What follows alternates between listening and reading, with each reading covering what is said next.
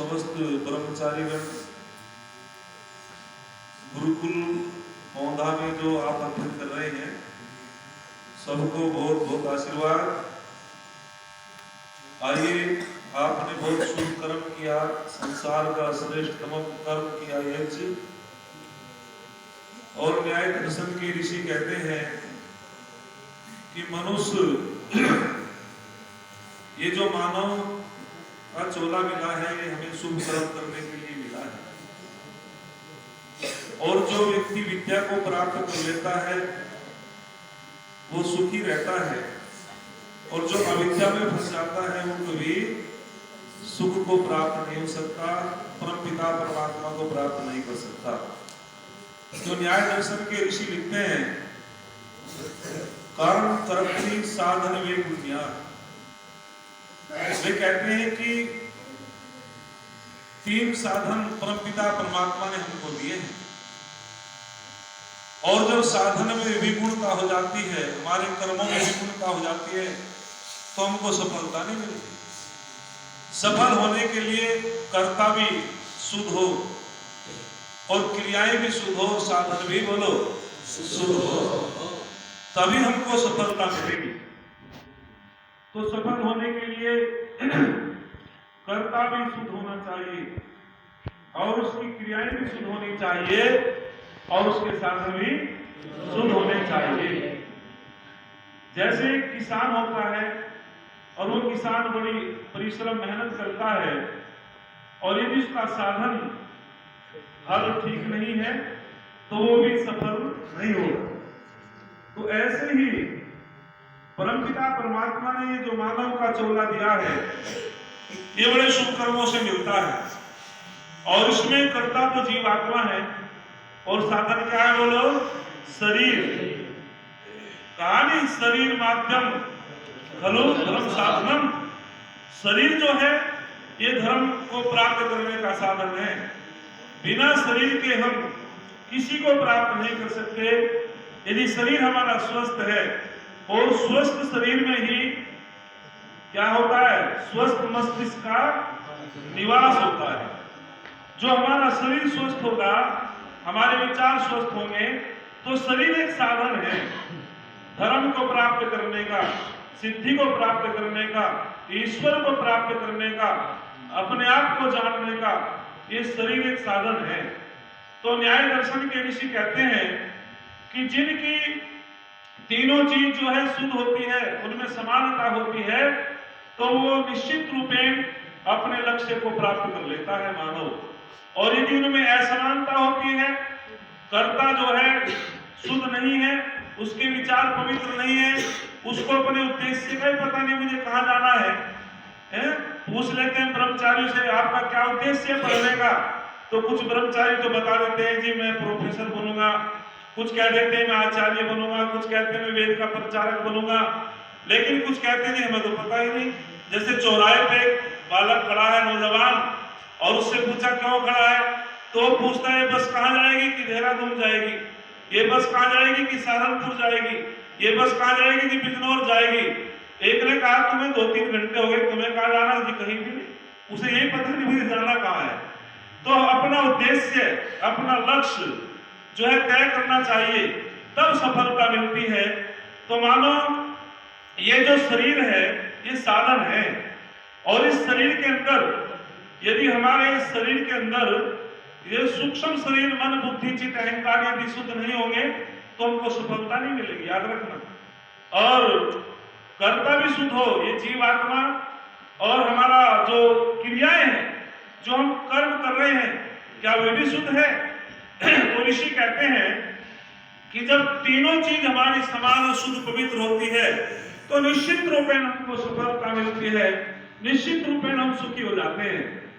तो मैं आपके सामने अधिक न बोलते हुए इतना ही कहना चाहता हूं कि जो परमपिता परमात्मा ने हमको ये मानव का चोला दिया है, नर तन के चोले का पाना बच्चों का कोई खेल नहीं, जन्म जन्म के शुभ कर्मों का होता जब तक मेल नहीं।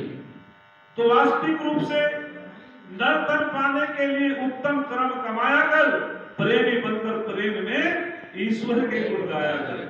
निश्चित हमको शुभ कर्म ही करने चाहिए। तो मैं आपके सामने जो न्याय दर्शन के ऋषि गौतम जी कहते हैं कि व्यक्ति किस प्रकार से सुखी हो सकता है, तो वे बताते हैं कि 10 प्रकार के जो पुण्य कर्म करता है उसको सुख मिलता है। जो 10 प्रकार से 3 साधन बताते हैं हमारे ऋषिवर, 3 साधन कौन से हैं? 3 साधनों के माध्यम से हम शुभ कर्म करते हैं, 3 साधनों के माध्यम से हम अशुभ कर्मों से बच सकते हैं, दुखों से बच सकते हैं। वे कहते हैं शरीर, मन और वाणी, इन 3 प्रकार से व्यक्ति पाप भी करता है और इन 3 प्रकार से पुण्य भी कमा सकता है। तो हमको शरीर से भी पुण्य कमाना चाहिए, वाणी से भी पुण्य कमाना चाहिए और मन से भी पुण्य कमाना चाहिए। एक बार जब ऋषि दयानंद काशी में गए तो स्वामी विशुद्धानंद और स्वामी दयानंद जी का जब संवाद हुआ तो उन्होंने पूछा स्वामी जी ने कि बताओ धर्म के कितने लक्षण हैं या धर्म का स्वरूप क्या है? तो विशुद्धानंद स्वामी जी ने कहा, वो मौन हो गए और वे चुप लगा गए। तो बाल शास्त्री बड़े विद्वान थे, उन्होंने कहा जी मैंने सब धर्म शास्त्रों को पढ़ा है, देखा है और मैं बता दूंगा।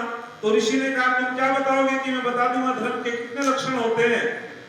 तो स्वामी जी ने कहा आप अधर्म के लक्षण बताओ। अधर्म के कितने लक्षण होते हैं? बाल शास्त्री भी मौन हो गए। तो याद रखना धर्म के भी 10 लक्षण होते हैं और अधर्म के भी 10 लक्षण होते हैं। तो तब स्वामी दयानंद ने जब उनकी व्याख्या की तो उन्हें पता चला महर्षि मनु ने भी अधर्म के 10 लक्षण बताए, धर्म के भी 10 लक्षण बताए और न्याय दर्शन के ऋषि गौतम जी ने भी सूत्र दिया है। तो मैं आपके सामने बताना चाहता हूं कि हम पुण्य कैसे कमा सकते हैं और पुण्य कमाने वाला व्यक्ति ही आगे बढ़ता है। पुण्य कमाने वाला जो व्यक्ति होता है उसका यह लोक भी सुधर जाता है और परलोक भी सुधर जाता है। आप ब्रह्मचारी हो, आपको जीवन में तप की बहुत आवश्यकता है, श्रद्धा की बहुत आवश्यकता है। बिना तप और बिना श्रद्धा के आप आगे नहीं बढ़ सकते, उन्नति नहीं कर सकते। क्योंकि ब्रह्मचारियों को गुरुकुल में क्या कहा जाता है?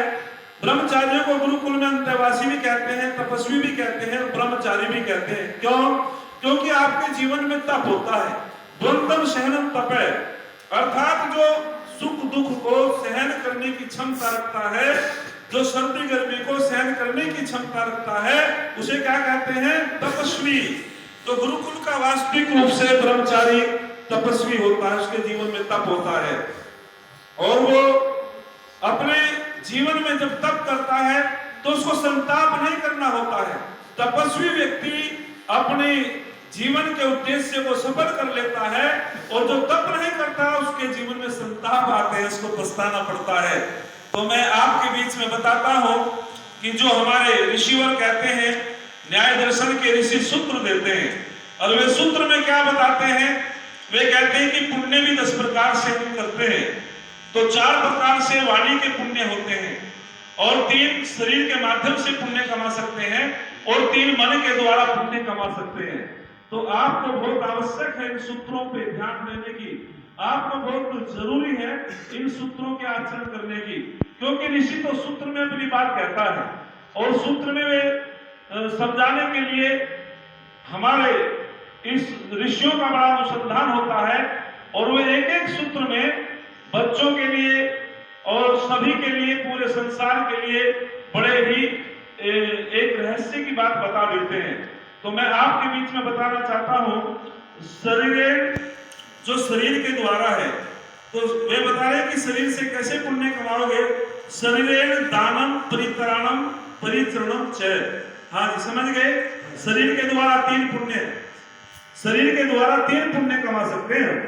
शरीर दानम, यदि शरीर से आपको पुण्य कमाना है तो हमको दान करना चाहिए अपने जीवन में, याद रखना। जो व्यक्ति दान नहीं करता है उसको पाप लगता है। और जिन व्यक्तियों ने राष्ट्र के लिए, समाज के लिए दान किया है, गुरुकुलों के लिए दान किया है, उनका एक नाम इतिहास में अमर हुआ है। गुरुकुल कांगड़ी की स्थापना किसने की थी? ब्रह्मचारियों, स्वामी श्रद्धानंद ने। स्वामी श्रद्धानंद को दान में जमीन किसने दी थी? है जी, स्वामी श्रद्धानंद को जो गुरुकुल में दान में भी जमीन ना देते हुए सेठ जी, लाला जी, क्या गुरुकुल की स्थापना हो सकती थी? बोलो। और जब तक सूरज चांद रहेगा उस लाला का इस जगत में बोलो नाम रहेगा। तो दान से ही हमारी संस्थाएं चलती है, बिना दान के हमारी कोई संस्था नहीं चल सकती। और ईश्वर ने कहा है धर्म भी जो है 3 स्कंधों पर टिका हुआ है। त्रियो धर्म स्कंधा यज्ञो अधर्म दानमिति। तो उपनिषद के ऋषि कहते हैं यदि तुम धर्म को बढ़ाना चाहते हो तो आपको 3 काम करने पड़ेंगे। वे कहते हैं कि यदि तुम धर्म को बढ़ाना चाहते हो तो यज्ञ करना होगा, यज्ञ से भी हम परोपकार करते हैं। यदि तुम धर्म को बढ़ाना चाहते हो तो आपको क्या काम करना पड़ेगा, आपको अध्ययन करना पड़ेगा वेदों का। यदि तुम धर्म को बढ़ाना चाहते हो तो दान करना पड़ेगा। और स्वामी दयानंद ने बहुत अच्छी बात कही थी। ऋषि दयानंद से पूछा कि दान की क्या महिमा है ऋषिवर, तो ऋषिवर ने कहा कि जो दान करता है अच्छी जगह अच्छी संस्थाओं को दान, संस्थाओं में दान देता है, तो ऋषिवर कहते हैं कि इस लोक में तो उनका यश फैलता है चारों तरफ और परलोक में सुख मिलता है। ये दान की महिमा है। तो हमें अच्छी जगह दान करना चाहिए। किसी ने कहा है कि जो ये हमारे वृक्ष होते हैं परोपकाराय फलन्ति वृक्षा, यानी कि परोपकार के लिए ये जो वृक्ष है फल देते हैं, अपने लिए नहीं देते। और फिर कहा परोपकाराय फलन्ति गावः, यानी कि जो गाय है ये दूध देती है, अपने लिए नहीं देती बल्कि परोपकार के लिए देती है, औरों के लिए देती है। यदि गाय दूध ना दे तो ब्रह्मचारियों का काम कैसे चलेगा, क्यों भाई? तो गाय आपके लिए दूध देती है और गाय में इतनी पौष्टिकता होती है उसके दूध में, आपकी बुद्धि मेधा हो जाती है। तो इसीलिए फिर कहा परोपकाराय नद्या वहन्ति, यानी कि वो नदी जो है परोपकार के लिए बह रही है, वो अपने लिए नहीं बह रही है। इसीलिए जो शरीर दिया है परमपिता परमात्मा ने मनुष्य का, ये भी परोपकार के लिए दिया है। तो हमारा जो शरीर है ये परोपकार के लिए दिया गया है, तो हमें अपने जीवन में दान करना चाहिए। आगे बहुत सुंदर बात कही, परित्राणम। परित्राणम का अर्थ होता है हमको रक्षा करनी चाहिए दीन दुखियों की।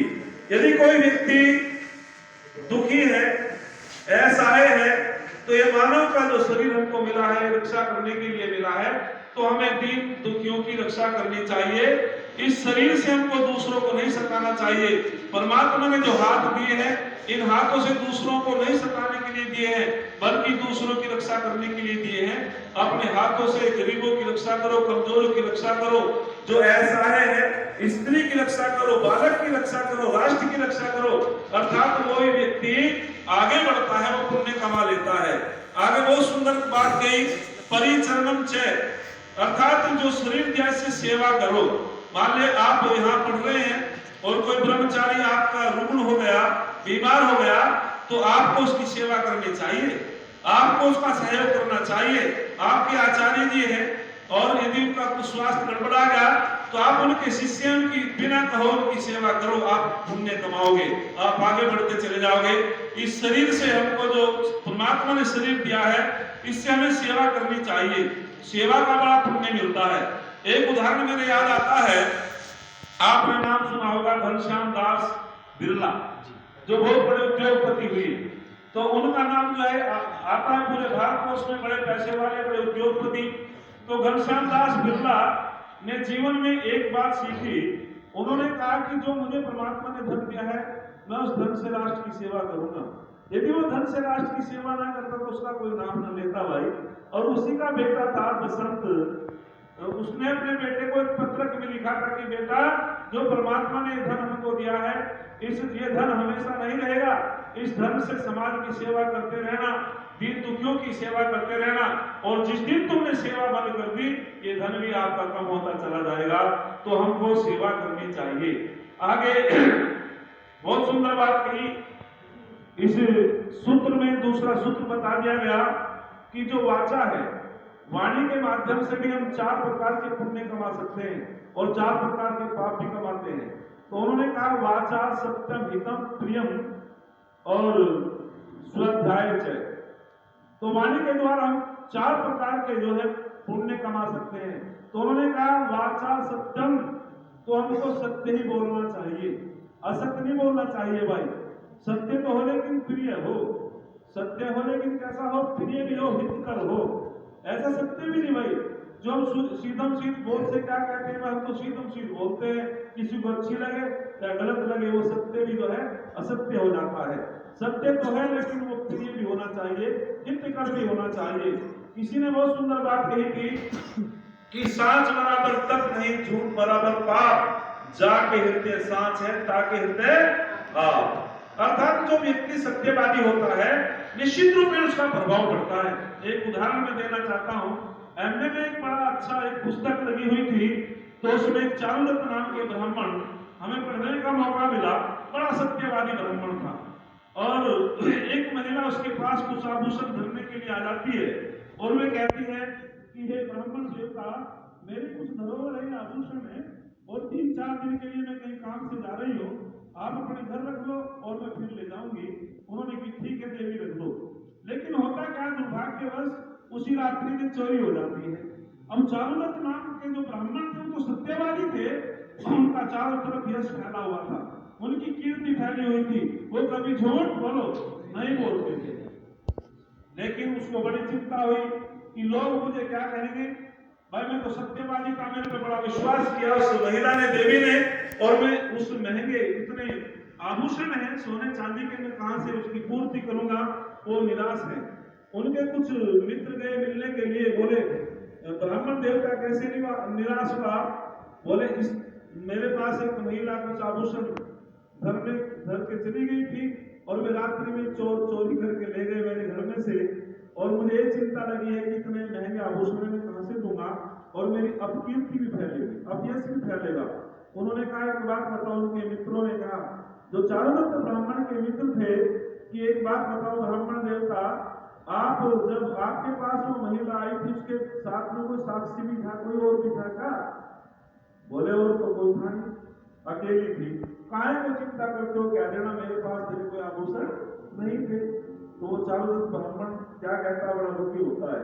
वो कहता है कि क्या कहते हो, बोले क्यों चिंता करते हो, कह लेना कि तुम्हारे आभूषण मेरे पास नहीं थे। वो चारुदत्त नाम का ब्राह्मण क्या कहता है, याद रखना ब्रह्मचारियों, जीवन में काम आती है बातें। उसने कहा सुनो, अरे मैं भिक्षावृत्ति करके श्रीमान लोगों से निवेदन कर करके उसके आभूषणों की पूर्ति करूंगा, लेकिन झूठ बोल करके अपने चरित्र का पता नहीं करूंगा। ये किसने कहा? चारुदत्त ब्राह्मण ने कहा। तो जो सत्यवादी होता है उसी का प्रभाव पड़ता है। तो वाणी के माध्यम से कौन सा पुण्य कमाया हमने? सत्य बोल करके। सत्य तो हो लेकिन सत्य प्रिय, सत्य तो बोलो लेकिन प्रिय बोलो है। ऐसी वाणी बोलिए मन का होए, औरन को शीतल करे आप ही शीतल होए। तो वाणी हमारी ऐसी होनी चाहिए दूसरों को भी अच्छी लगे, और वाणी के द्वारा दूसरा जो पुण्य है वो कहा कि हितकर हो, भाई प्रिय भी हो और हितकर भी हो। ऐसा ना हो कि हम दूसरे के प्रति कटु वचन बोलने। देखो जब वाणी बाण बन जाती है तो महाभारत होता है, और जब वाणी में प्रियता आ जाती है तो वहां शांति की स्थापना होती है। कुछ लोगों को तो बोलना ही नहीं आता, बहुत से लोग तो जो है वाणी का प्रयोग ही नहीं करना चाहते। वेदों में वाणी को सोम कहा है, और 4 प्रकार की वाणी का वर्णन वेदों में आया है। यजुर्वेद के 23वें अध्याय का 47वां मंत्र पढ़ लेना, उसमें 4 प्रकार की वाणी का वर्णन दिया है। इतना विस्तार से मैं नहीं बोलना चाहता क्योंकि समय की मर्यादा में अपनी बात कहता हूं। तो वाणी भी 4 प्रकार की होती है, लेकिन जो सबसे अच्छी वाणी है वो प्रा वाणी बताई है। प्रा जो ऋषियों की वाणी है। तो हमको जो है अच्छी वाणी बोलनी चाहिए, सुंदर वाणी बोलनी चाहिए, हितकर वाणी बोलनी चाहिए। कहते हैं कि एक व्यक्ति किसी रात्रि का समय था, बोलना आता नहीं था, कटु वचन बोलता था, प्रिय नहीं बोलता था, हितकर नहीं बोलता था, लेकिन बोलता था ज्यादा। रात्रि का समय था, उसको रात्रि हो गई नगर में। वो एक बुढ़िया के यहाँ रुक गया, वृद्धा माता के यहाँ। बोले माता जी मुझको यहाँ ठहरा लो। उसने की रुक जाओ बेटा। बोले प्रातःकाल सुबह में उठ करके चला जाऊंगा। वो अपना सामान भी उसके पास था खिचड़ी आदि बनाने का। उसने की माता जी आपकी रसोई कहाँ है? बोले बेटा ये है कि रसोई में मैं खिचड़ी बनाऊंगा, बना करके खा करके लेट जाऊंगा। बोले ठीक है। उसने बुढ़िया ने, वृद्धा ने रसोई और सारा सामान दे दिया, जो खिचड़ी बनाने वाली हांडी आदि थी। तो वो खिचड़ी बनानी उसने शुरू कर दी। तो उसको एक आवाज आती है अंदर से, उसकी पुत्र वधू आई और उसके आभूषणों की आवाज आई, चूड़ियों की आवाज आई। उसने की माता जी कौन है? कि ये मेरी पुत्र वधू है। आपका पुत्र कहाँ है? बोले वो फौज में है, वो तो देश की सेवा में है। बोले अच्छा माता जी एक बात बताओ, यदि तुम्हारा पुत्र शहीद हो गया तो इसे किस पे बैठाएगी? उसने की नालायक कहीं का कैसी वाणी बोलता है, चुप शांत अपनी खिचड़ी बनाओ। फिर खिचड़ी में लग गए, भाई साहब बोलना तो आता नहीं था, ना हितकर बोलता था, ना प्रिय बोलता था। फिर थोड़ी सी देर में दृष्टि पहुंची तो माता जी के यहाँ एक बहुत बड़े एक भैंस थी, इसके लंबे लंबे सींग थे और दरवाजा छोटा था। उन्हें की माता जी गड़बड़ हो गई। बोले क्या हुआ? बोले यदि तुम्हारी ये लंबे लंबे सींग वाली भैंस मर गई और दरवाजा छोटा है, निकलेगी कैसे? बस बुढ़िया के पास सहन नहीं हुई। उसने कहा अच्छा भाग यहाँ से, पागल कहीं का, बोलना ही नहीं आता तेरे पे, और उसको भगा दिया। उसने की माता जी मेरी खिचड़ी बनकर के तैयार हो गई। बोले मुझे नहीं पता, घाल ले अपने। तो उसके पास एक चादर थी, उसने वो खिचड़ी उस चादर में घाल ली और जैसे वो बाहर निकला, चांदनी रात थी, चौपालों पे लोग बैठे हुए हैं। तो लोगों ने देखा भाई ये टपकता जा रहा है, वो रस, उस खिचड़ी का पानी टपकता जा रहा है। लोगों ने कहे क्या हुआ, ये क्या टपक रहा है? उसने कहा कि कुछ नहीं। बोले कुछ तो टपक रहा है। बोले मेरी वाणी का रस टपक रहा है। यदि मैं ऐसी वाणी ना बोलता तो मुझे यहाँ से निकलना ना पड़ता, तो कुछ लोगों पे बोलना ही नहीं आता। आगे बहुत सुंदर बात कही। तो वाणी के द्वारा जो चौथी बात बताई, स्वाध्याय है, अर्थात हमको स्वाध्याय का मतलब यहाँ वेद पठन पाठन से ही है। और स्वाध्याय का अर्थ होता है स्वयं अपना भी अध्ययन करना चाहिए।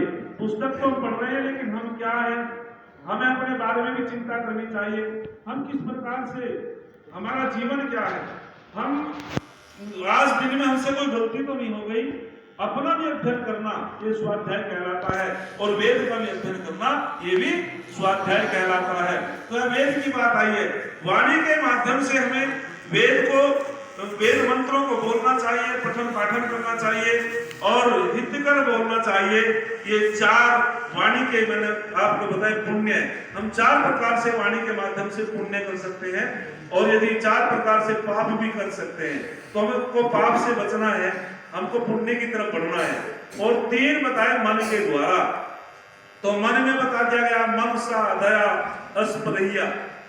अस्पृहा कहते हैं दया, अस्पृहा। अस्पृहा का मतलब होता है लोभ न करना, द्वेष न करना। और दया, हमारे अंदर दया भी होना चाहिए। और फिर कहा श्रद्धा, यानी कि मन में तीन चीज होनी चाहिए, दया, अस्पृहा, श्रद्धा, जय। मन, यानी कि मन के माध्यम से हम तीन प्रकार से पुण्य कमा सकते हैं। हमारे अंदर दया भाव होना चाहिए। कहानी आत्मक सर्वभूतेषु, यह पशुपति से पंडित है। अर्थात तीन चीज आज हमारे यहाँ समस्या है बहुत बड़ी।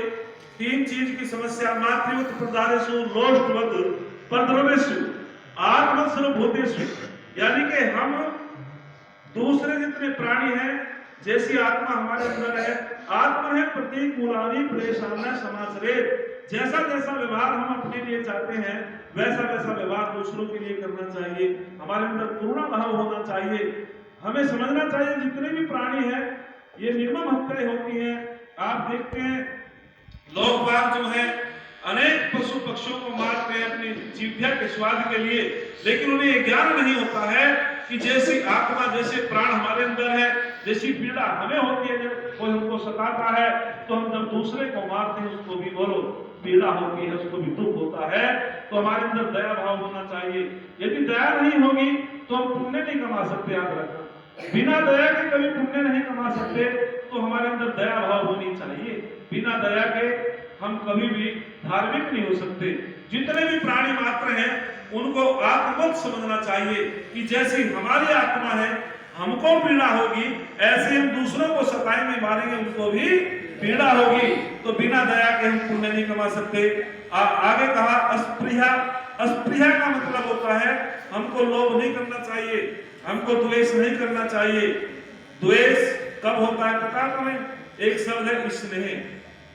जब स्नेह कब होता चला जाता है, मान ले हमारा स्नेह माता पिताओं के प्रति कम हो गया तो क्या होगा जी? ब्रह्मचारी जी, क्या नाम आपका? भरत जी। हाँ जी, जब माता पिता के या आचार्यों के प्रति हमारा स्नेह कम होता है तो फिर क्या होता है जी? हाँ, द्वेष। बहुत बढ़िया, ब्रह्मचारी ने बहुत सटीक उत्तर दिया। जब माता पिताओं के प्रति हमारा स्नेह कम होता है तो द्वेष बढ़ता है। और जब स्नेह अधिक होता है तो फिर क्या होता है किसी के प्रति? राग। राग, यही तो संसार में झगड़ा है। यदि द्वेष बढ़ेगा तब भी दुखी है, यदि राग बढ़ेगा तब भी दुखी है। यदि वो स्नेह अपनी मर्यादा में रहेगा तो वो सुख का कारण है। तो व्यक्ति जब द्वेषी हो जाता है तब भी दुख होता है। अच्छा, धृतराष्ट्र में क्या हुआ? धृतराष्ट्र में दुर्योधन के प्रति अधिक स्नेह हुआ, ज्यादा स्नेह हो गया, राग का कारण बना और विनाश का कारण बना। ऐसे ही यदि कोई माता पिता के या गुरु के प्रति स्नेह कम रखता चला जाता है तो वो द्वेष उत्पन्न होता चला जाता है। तो हमको मर्यादाओं का ध्यान रखना चाहिए। तो जो व्यक्ति स्नेह को ठीक ठीक प्रकार से प्रयोग में लाता अपने जीवन में, वो सुख का कारण बन जाता है, पुण्य का कारण बन जाता है।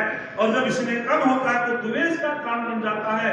और जब स्नेह अधिक हो जाता है तो वो राग का कारण बन जाता है। और राग किसे कहते हैं? संसार की विषय वासनाओं में फंसना, ये राग ही तो कहलाता है। तो मैं आपके सामने बता रहा हूं कि हमको निश्चित रूप में पुण्य कमाना चाहिए और मन के द्वारा, क्योंकि मन भी एक बंधन का मोक्ष का कारण है। मन एव मनुष्यनां कारणम बंध मोक्षयो। मन ही बंधन का कारण है, मन ही मोक्ष का कारण है। यदि मन में राग रहेगा तो हमको बंधन की तरफ ले जाएगा, मन में द्वेष होगा बंधन की तरफ ले जाएगा। और मन में यदि हमारे शिव संकल्प विचार होंगे, अच्छे विचार होंगे, तो उनको बंधन से छुड़ाने वाला हो जाएगा।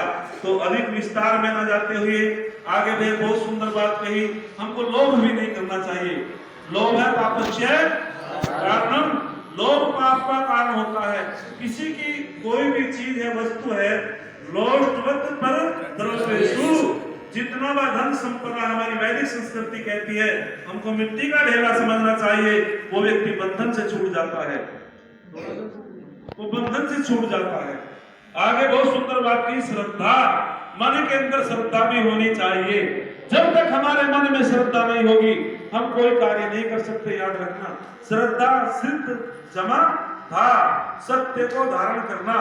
जो सत्य को धारण करता है वो श्रद्धालु कहलाता है। जैसे एक श्रद्धा है, हम अपने राष्ट्र के प्रति श्रद्धालु, माता पिता के प्रति श्रद्धा रखते हैं, आचार्यों के प्रति श्रद्धा रखते हैं।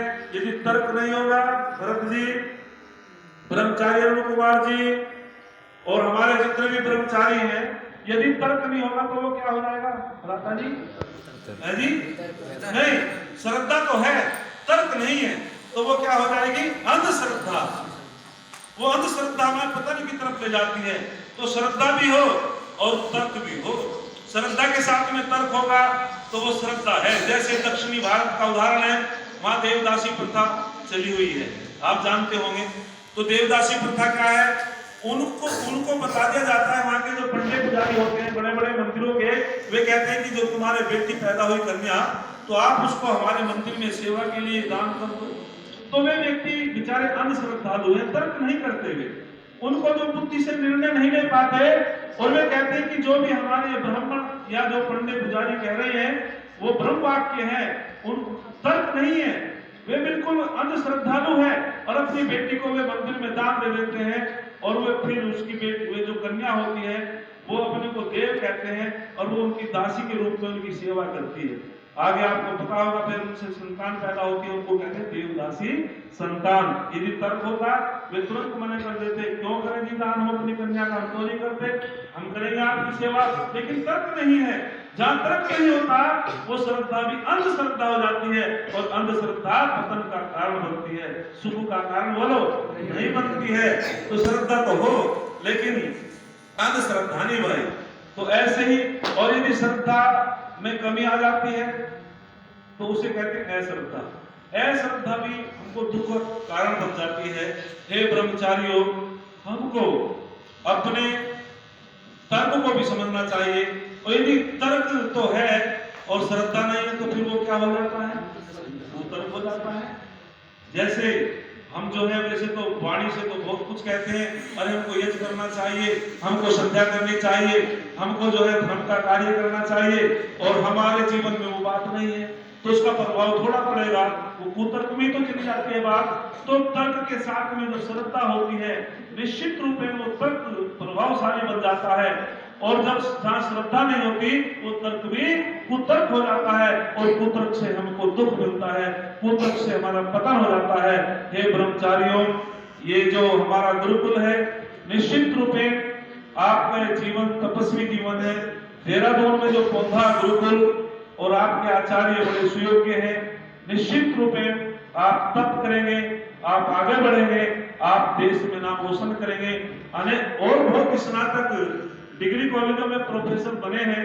आप भी मेहनत करो, परिश्रम करो, आचार्य के नाते हम भी आशीर्वाद देते हैं। आप भी इस गुरुकुल का नाम पूरी दुनिया में रोशन कर सकते हैं। आप भी इस गुरुकुल का नाम जो है पूरे भारतवर्ष में रोशन कर सकते हैं। पर जो बात मैंने न्याय दर्शन के ऋषि ने जो 3 सूत्र बताए, हमको मन वचन कर्म से कोई पाप नहीं करना चाहिए। अरे अपना मुकद्दर जो स्वयं है बनाते, दुनिया उनकी धुरी पर घूमती है। मेहनत ही जिनका धर्म कर्म है, सफलता उनके चरण छूती है, सफलता उनके चरण छूती है। अरे लोग चूकते हैं, नया समुद्र को दोष देते हैं, मंजिल न मिलने पर किस्मत को दोष देते हैं। अरे खुद तो संभल करके चलते नहीं, यदि लग जाए ठोकरे तो पत्थर को दोष देते हैं, यदि लग जाए ठोकरे तो पत्थर को दोष देते हैं। आज का ये प्रवचन मैं अपनी वाणी को विराम देता हूँ। आप लोगों का बहुत बहुत धन्यवाद, आपको साधुवाद, आपके अंदर बड़ी श्रद्धा है। मैं भी ईश्वर से प्रार्थना करता हूँ कि आप उत्तरोत्तर उन्नति करते रहें और अपने जीवन को सफल बनाएं।